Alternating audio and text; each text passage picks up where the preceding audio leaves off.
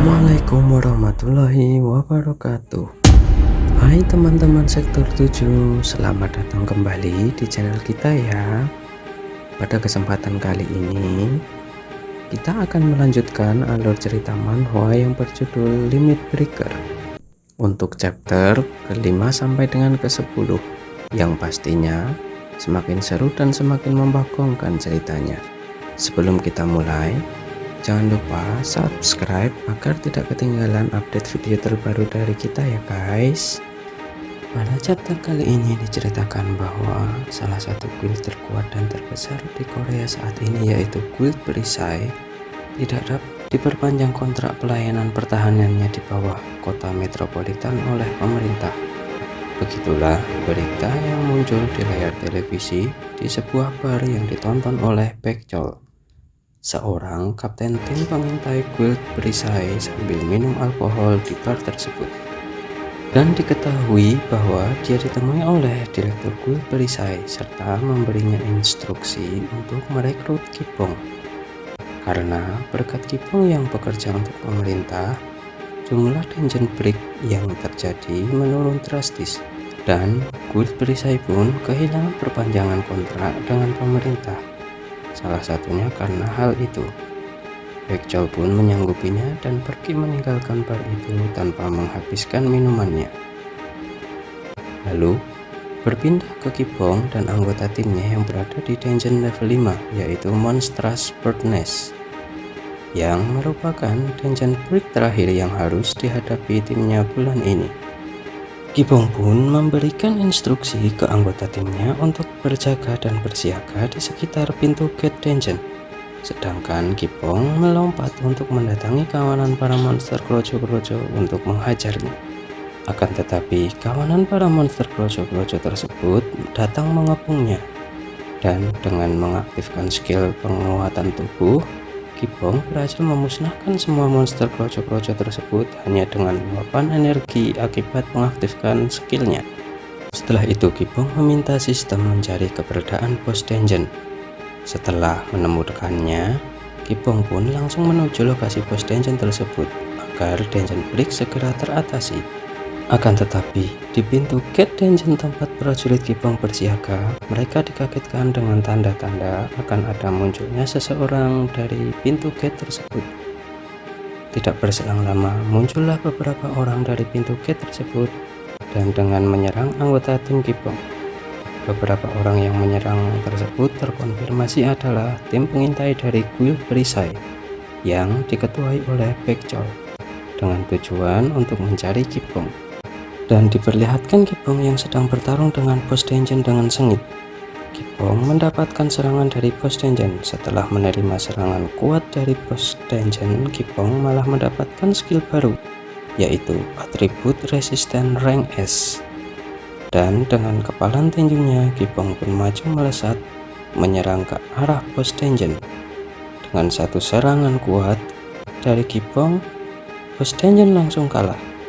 Dan dari dalam mulutnya keluar drop item berupa bola hitam yang terkonfirmasi oleh sistem bahwa namanya adalah Daystone. Dan dari sistem, Kipong pun juga mendapatkan informasi bahwa di tempat anggota timnya bersiaga telah terjadi pertarungan. Kipong pun bergegas menuju ke tempat anggota timnya. Akan tetapi, semua anggota tim Kipong sudah terkalahkan di depan pintu gate oleh kapten tim pengintai Guild Perisai Baekjeol beserta dengan pasukannya. Saat Kapten Baekjeol memutuskan untuk mencari Kipong, tiba-tiba dengan kerennya Kipong mendarat di belakang Kapten Baekjeol tersebut.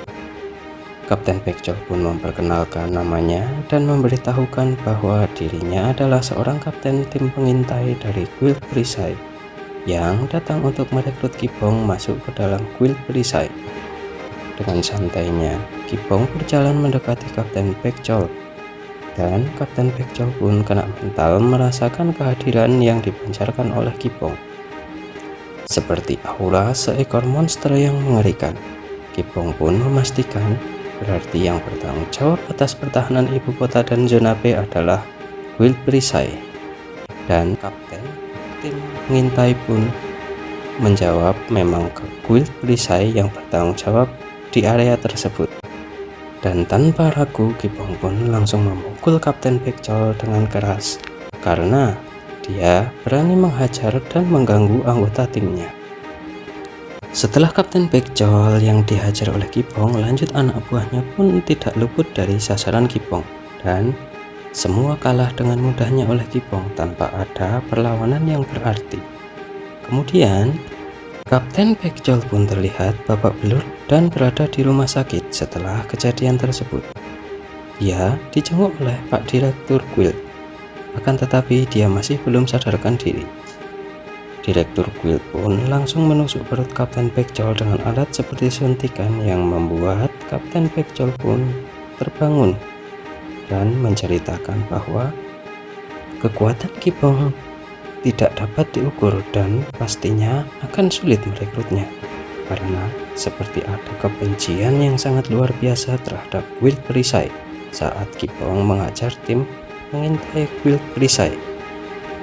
Direktur Guild pun menyuruh Kapten Pekcol beristirahat sambil berlalu meninggalkannya, dan setelah itu Direktur Guild pun menelpon wakil Master Guild untuk memintanya membereskan Kipong karena jika tidak dapat merekrutnya lebih baik menyingkirkannya, ujar Direktur Guild tersebut.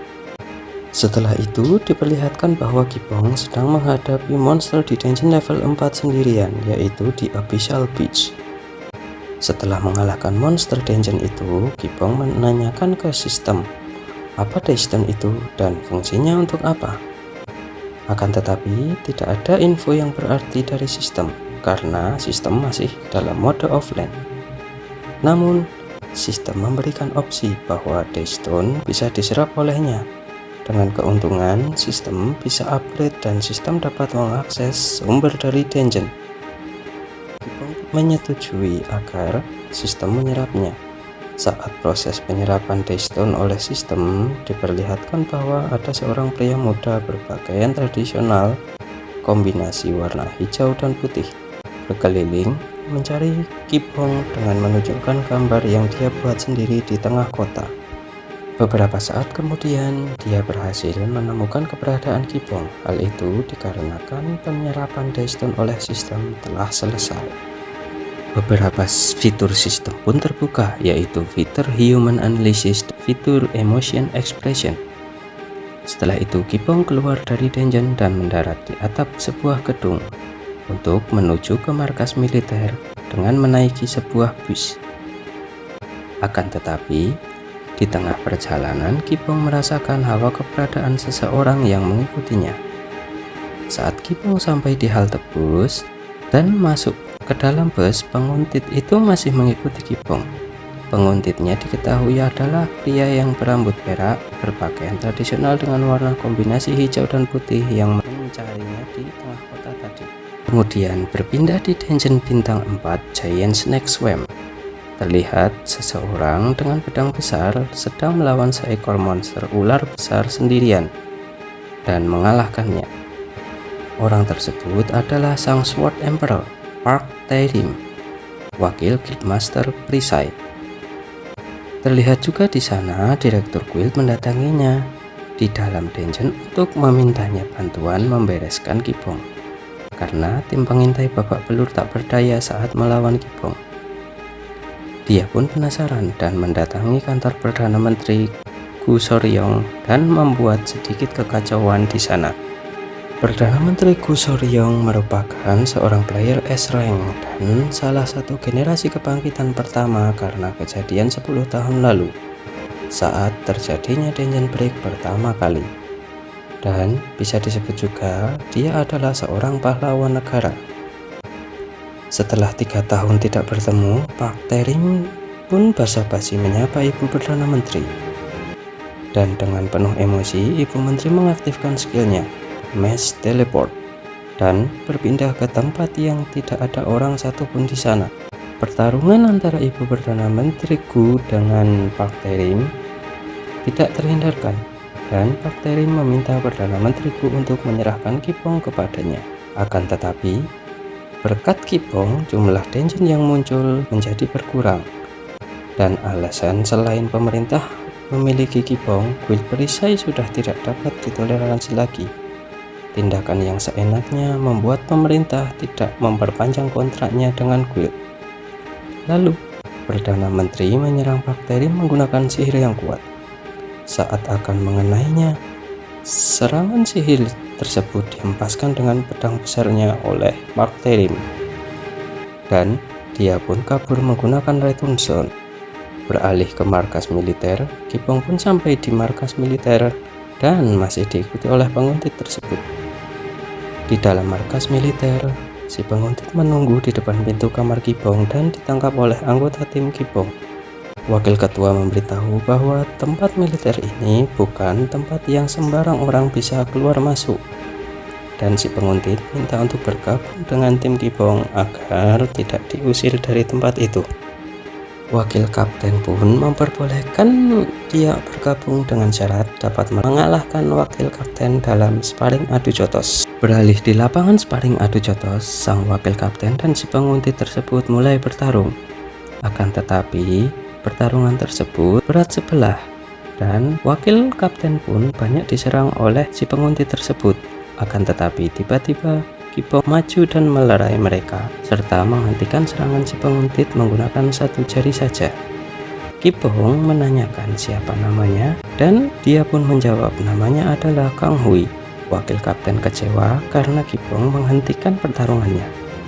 Namun, Kipong menjelaskan bahwa keterampilan dasar dalam bertarung adalah mampu menilai seberapa besar kekuatan lawan yang dihadapi.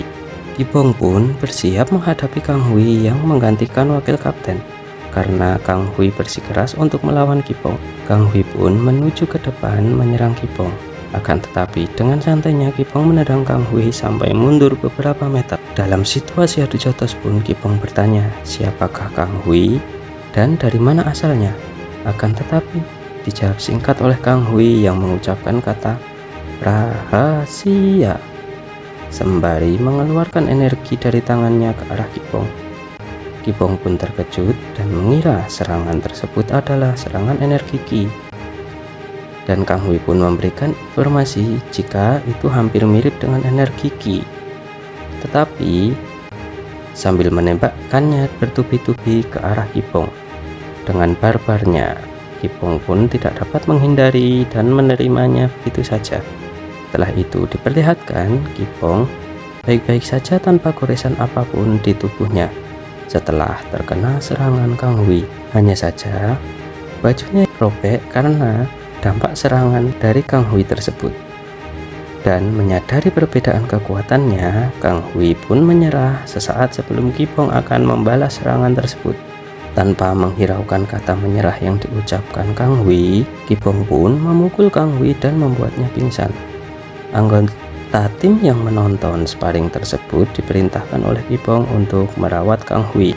Sedangkan di televisi diberitakan bahwa Fire Dragon telah bangkit di Dungeon Enchantville atau sarang Fire Dragon dengan level dungeon berada di level bintang 8. Apakah yang akan terjadi setelahnya? Akankah bencana ini dapat dihentikan? Kita lanjutkan di video berikutnya ya guys. Jangan lupa subscribe Sektor 7 serta like dan komennya ya.